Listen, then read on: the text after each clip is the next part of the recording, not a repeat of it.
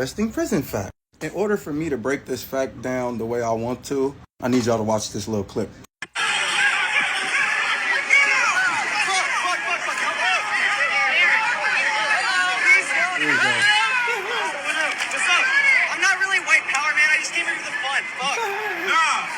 He came for the party. You can't just take your costume off. What the fuck is happening? This is what C-Mag be talking about. Them party tricks. What happened? I scared the shit out of me. You must leave the area now, or you will be arrested. So, you just came here for the fun? The Commonwealth of Virginia. Yeah, so you're not a real white supremacist. There's a lot of dudes like that in the aspect of they didn't know what they were signing up for. Like, oh, it was fun doing the crimes, gang banging, doing this and that, till you go to prison and you don't want to take that part of that lifestyle. Like, that's why these dudes be telling, not saying that this next thing is bad, telling is bad. Not saying this is bad, but this is also why some dudes go in there and become Muslim, become just real religious. A lot of Christians got all the cap for your girl, how you changed this and that. Cause you only came for the fun, but now you got to deal with the real shit. Like how that dude say he's not really a white supremacist. He is. He's just a female dog. Cause if you really stood on something, you take the totality of it. I believe the people that go to prison and have, I'm not gonna say the easiest time, but get through it with less mental stress, is the ones that have like a moral code and they stick to it. Like that's why also a lot of times they say people hide behind their card. Because like I say, in some yards on prison, there's no head up fades. Amongst the blacks, the Southsiders and all that, they don't do that anyway. I don't know about the Norteños or Bulldogs. But then again, a lot of blacks believe that we can't have head up fades with the Southsiders because they standing behind a certain thing. But I mean, it's a lot more behind that. Some people probably are though. Because there are some that wouldn't be tough. On the black people side, too. Like I say, I was in Centinela like 2017. I believe the neighborhoods had a no head-up fade policy, like outside of their card. There was no, like, if you wasn't a neighborhood, there's no head-up. You think you're getting a head-up, it's about to be a riot or you're getting packed out. But I've always been a firm believer in certain situations. Like, I'm with that. I'm not giving you a chance to beat up the homie. However, if the homie woofing and acting like certain stuff, sometimes you gotta handle stuff like a man. But then see how many people gonna take their shirt off like that white boy when that happens. Dang. Who hurt this person? I don't understand why you so mad at me, sir, her, troll. I don't know what you are. However, interesting bullshit ass prison story. As I mentioned before, I was in Centinela around 2017. I ended up getting a job in I can't even remember what it was called, but I used to make the gate passes. And my boss was a lieutenant who would assign all the jobs and school and all that. Inside there it was me, it was my Puerto Rican partner. He was from San Diego. I can't remember what gang. LV. Man, if E watch this, he gonna be on me too. He gonna talk shit, bro. Anyway, it was a white guy in there at one point. It was a Paisa. Then it was an older Southsider. That was a white man who had ranking and did a lot of shoe time and stabbings. And then there was another Puerto Rican who ran resident because they didn't let him run Paisa. Well, he couldn't run Paisa based on his case, from my understanding, or something. It was some politics that he didn't want to express. Not saying I don't think it was nothing bad on his name.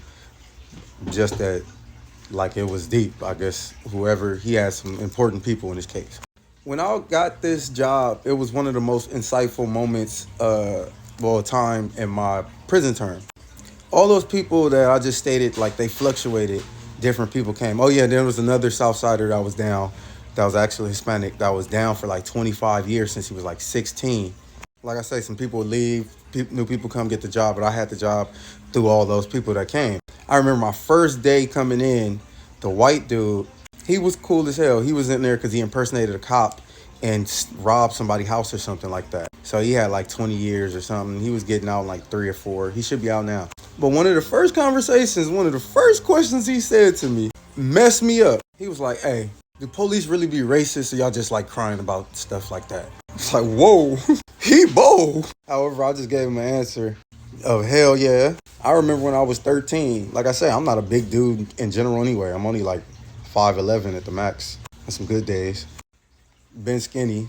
So when I was 13, I was walking to the store, me and one of my friends. He was younger than me, but he was bigger than me. But we walking to the store.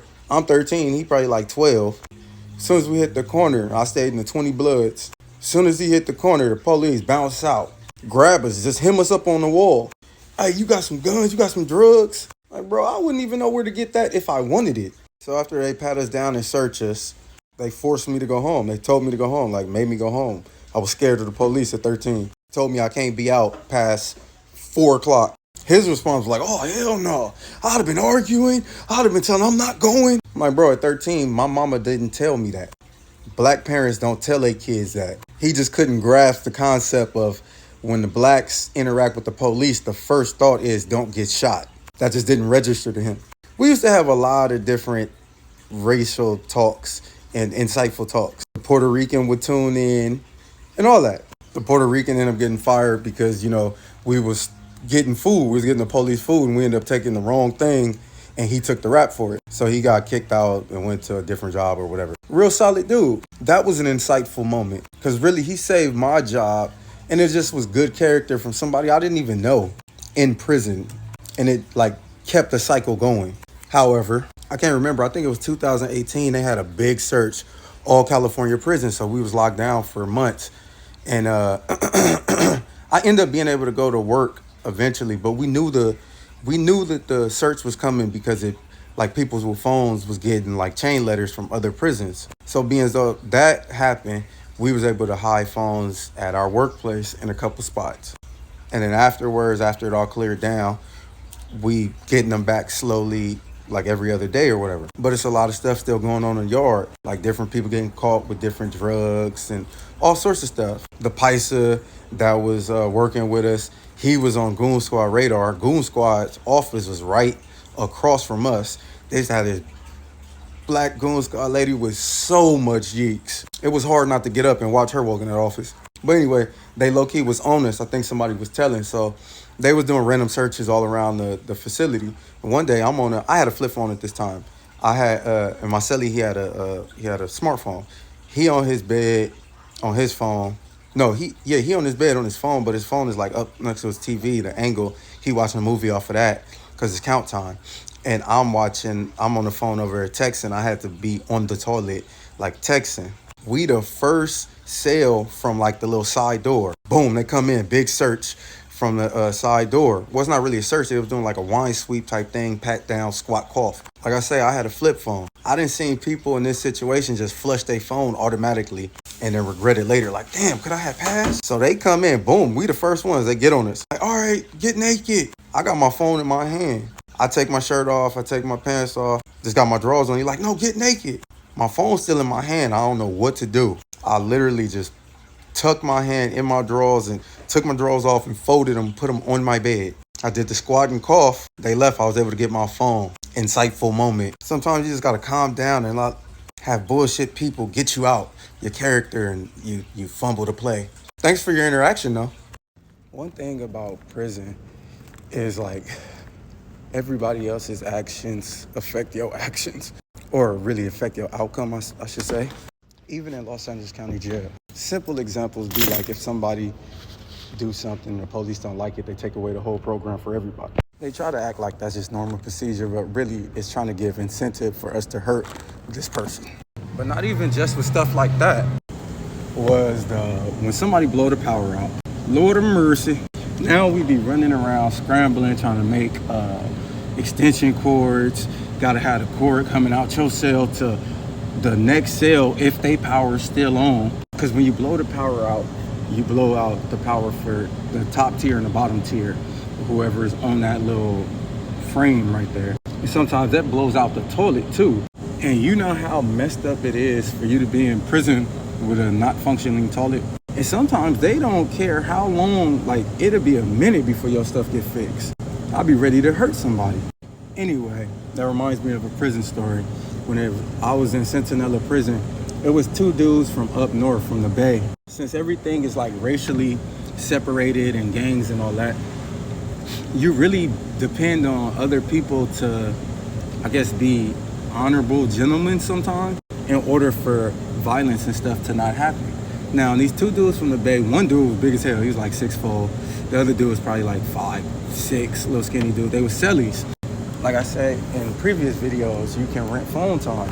And being as though you could rent phone time, you know, some people be having phones and they have drug problems as well. So sometimes they just transfer drugs for the phone time. Generally speaking, for me in prison, I try to steer clear of certain people that do business a certain type of way. If you're the type of person that like is trying to buy phone time with drugs or is accepting drugs for phone time, like a lot, I tend to think you may have smoker tendencies. So I steer clear. However, these 2 dudes, I never talked to them anyway because they was all the way from the Bay, but these 2 dudes got some phone time. Now, being as though they got phone time, they was already hot because they selling drugs under prison. They doing a grip of stuff. And, you know, a lot of the Bay dudes just be extra anyway, not like hating. That should be cool, actually. Like, bro, mamas, bro. Well, anyway. Now, being though that they hot, you know, being hot in prison just means, you know, the police then tried to search you, ran up on your cell a couple times, or you got a grip of different people coming to your cell. So they're like, why is he getting all this traffic? What's in his cell? So they hot, but they rent the phone time and don't care. So they get the phone time and the goon squad running they cell.